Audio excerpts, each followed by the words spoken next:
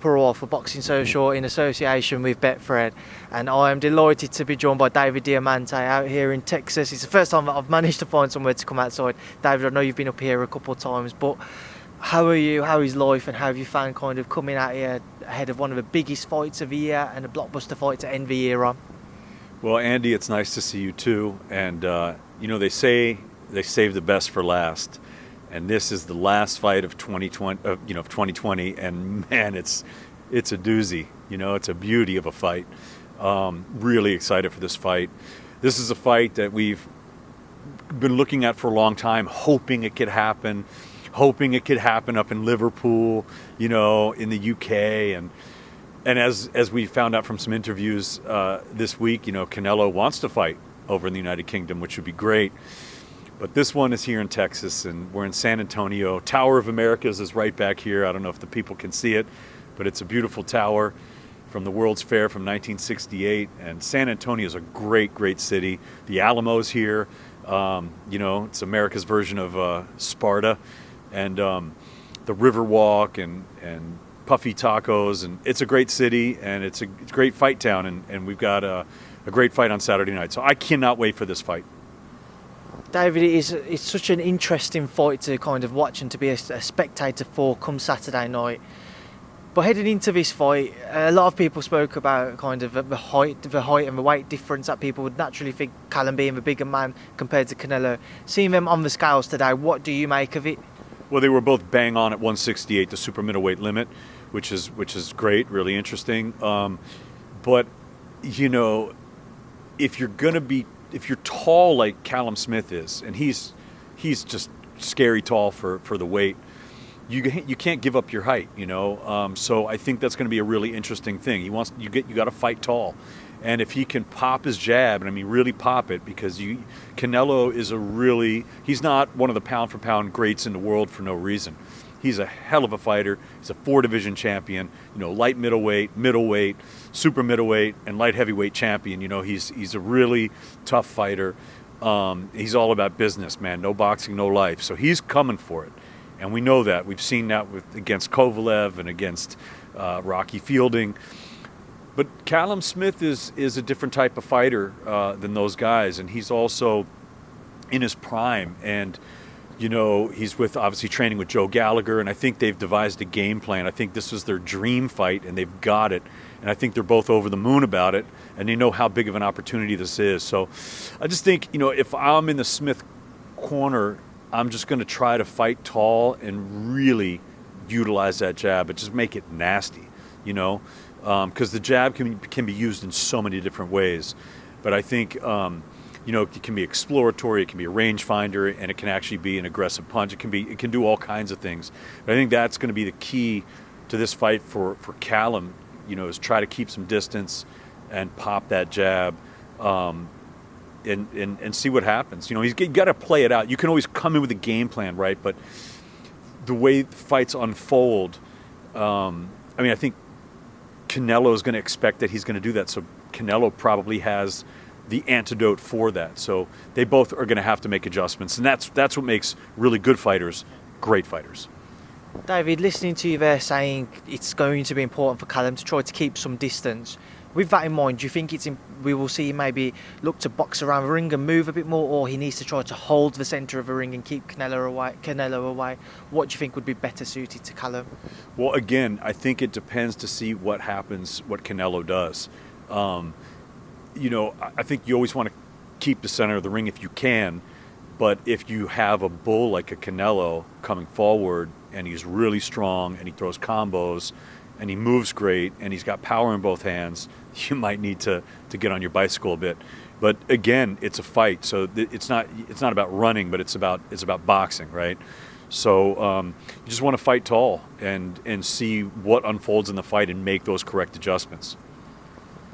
Heading into this fight as well, David, some people have spoken about in the past with regards to some decisions Canelo's had some would argue he's maybe a little fortunate. Maybe some of the scorecards were certainly in his favour when they could have been closer. Or going back to maybe the Golovkin first fight, the Lara fight, amongst others. People are saying that if Callum's to win, he needs to knock him out. He needs to stop Canelo because he wouldn't get any favours on the scorecards. Do you think that's an accurate assessment, in your opinion, David? Well, look, people said that Callum's last fight against John Ryder, he got lucky on the scorecards. I mean, sometimes the cookie crumbles either way. I think no matter who you are, no matter where you are, no matter if you're the hometown guy or not the hometown guy, you never want to leave it up to the judges if you can.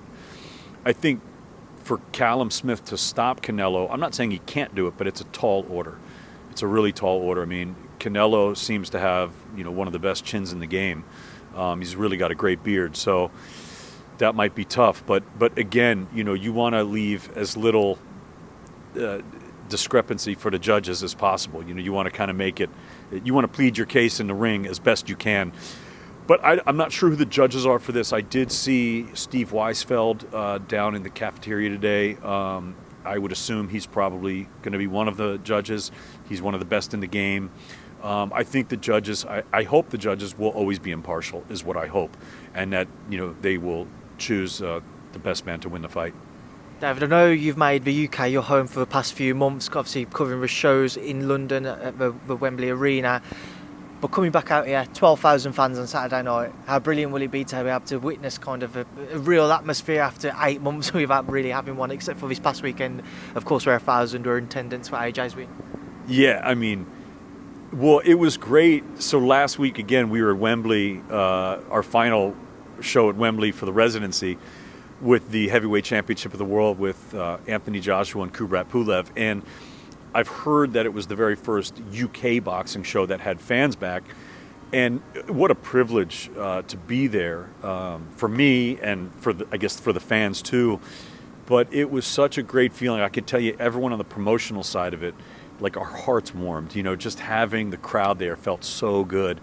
And I think for the fighters too, they just hearing those cheers, it makes a difference, man. It really does. I mean, I think that boxing has been in a great position to be able to stay active during the pandemic, and that's great. And I think that we're going to look back on this period, hopefully in a number of years when we get past this pandemic, and we'll remember this in an interesting way and say, God, remember that time when we had fights behind closed doors? But it's great to have fans back, and 12,000 at the Alamo Dome. I think it holds 64,000, but which is huge. It's like 3 times the size of Madison Square Garden. It's a big arena, but 12,000 is going to be loud. And I know the UK fans are some of the best, but so are the Mexican fans, and we're going to have a lot of Mexican fans, a lot of Mexican American fans rooting for Canelo. So I expect it to be a really loud crowd tomorrow night. I can't wait. For as loud as it will be, is that kind of one of the drawbacks? Knowing it is a 64,000 seat capacity, there's no doubt in probably everybody's minds in this bubble here. In normal circumstances, that sells out. We have thousands in attendance at a weigh-in. We'll have people turning up for a press conference. Is that kind of, when you look at it and reflect it will be kind of a gutting thing to know? Gutting? No, I mean, look, it is what it is. Like, we're staying active right now. We're doing what we have to do. Canelo's a fighter. He wants to fight. Callum-Smith is a fighter. He wants to fight. These guys want to be active. They want to fight each other. We could all wait for these massive gates and these big things, but they might not happen. Tomorrow's not guaranteed. So these fights need to be made when they can be made. And we've seen the big shows. We just saw AJ fight behind closed doors. We saw BJ Saunders fight behind closed doors. We just saw Teofimo Lopez and Vasily Lomachenko behind closed doors. A lot of big fights have happened behind closed doors. Spence and Garcia just happened. So, I know there have been some fans at some of those, but for the most part, we're not getting those regular gates that we get. But hopefully we'll be back soon, and these fights have to be made. There's no shortage of great fights to be made down in the future. And Demetrius Andrade's here, and he's trying to call out BJ Saunders. He wants him, and who knows, maybe if those guys dance, maybe the winner can face the winner of this fight. I don't know, but there are just so many great fighters out there and so many great fights to be made. Look, today I did the weigh-in, for Canelo and Smith, and there was definitely energy in the room and people made noise, but it wasn't the massive crowd that we would normally have. So yeah, of course we missed that, but hopefully we'll be back to that soon. David, take me back to last weekend watching Anthony Joshua and obviously emceeing Anthony Joshua's victory over Aj-Pulev. What did you make of it, and obviously the experience of having the first 1,000 fans back there? I thought he looked really good, especially for being out of the ring for so long. I think so many of these fighters have been out of the ring for so long. Ring rust can be an issue for any of them. But Aj-Pulev is a very tough fighter, strong fighter, albeit a bit pedestrian. He's not the most light on his feet, but he is dangerous. He's very dangerous, and he showed that. I mean, his right hand was whipping. I thought AJ did a really good job to get out of the way of that right hand. I really loved AJ's uppercut, man. It's like it just seems to be getting deadlier and deadlier. He's really using it incredibly. So it was a great performance. I thought it was really good. It's good to see him back, and I did think a little bit that he might have let Kubrat back into that fight. I thought he had Kubrat really hurt, and I didn't really see Kubrat posing that much of a threat if AJ was coming forward. I mean, sometimes the best defense is a good offense, and it seemed like after he had Pulev hurt, he kind of let off the gas a bit. Now, who knows? Maybe in the Ruiz fight, when he had Ruiz hurt in the first fight, he came right at him, and that's when he got in trouble. So maybe he wanted to take it slow. Either way, he came out with the W. I thought he looked great. He was very motivated. He was really excited to be in the ring. He seemed very humble in his interviews, and AJ's a great guy, man, and I think he's a great fighter. And again, that uppercut, man, he's using that. That's a dangerous weapon.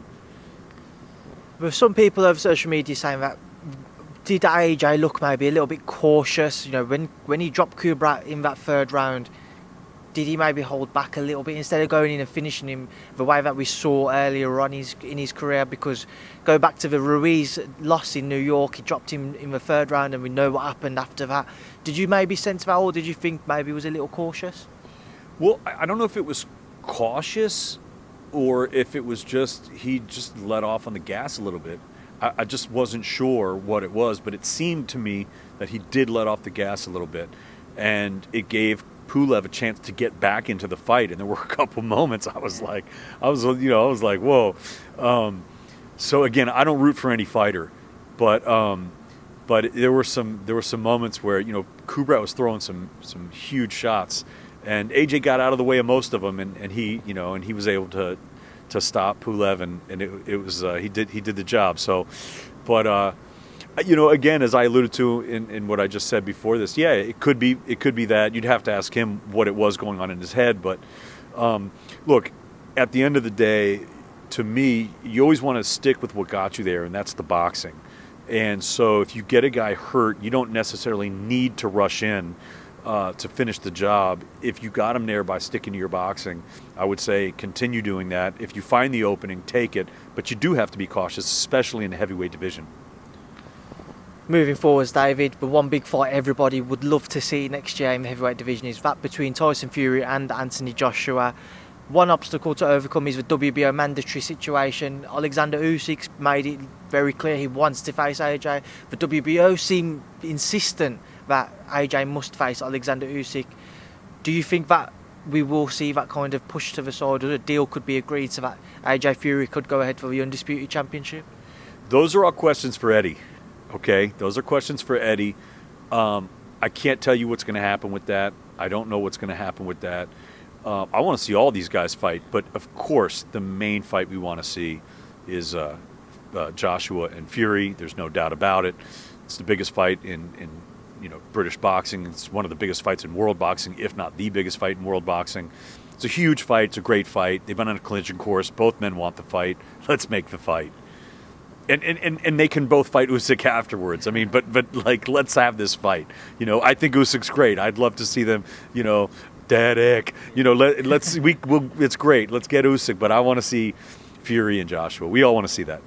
We do indeed, David. We do indeed. And we will leave that there now. I'll leave you down to enjoy the rest of your day. Enjoy the rest of your cigar without me obviously pestering you with questions. But I'm going to leave a final word to yourself ahead of what is the final fight of 2020, final big fight rather.